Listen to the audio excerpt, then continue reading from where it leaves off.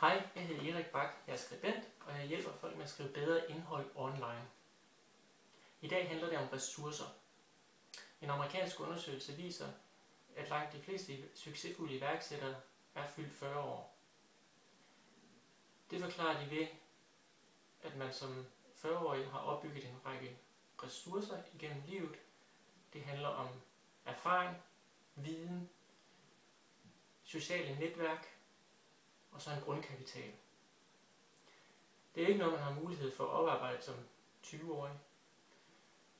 Så derfor, hvis du allerede er fyldt 40 år og har gang i nogle projekter som iværksætter, så er det måske en god idé at sætte nogle af de her ressourcer i spil. Har du endnu ikke oparbejdet de ressourcer, vi taler om, så er det måske en god idé at slå partnerskab med en, som allerede har de her ressourcer. Så skulle sandsynligheden for at få succes blive langt større. Jeg hedder Erik Bak, og jeg har i dag snakket lidt om ressourcer. Du kan læse mere på min hjemmeside erikbak.com.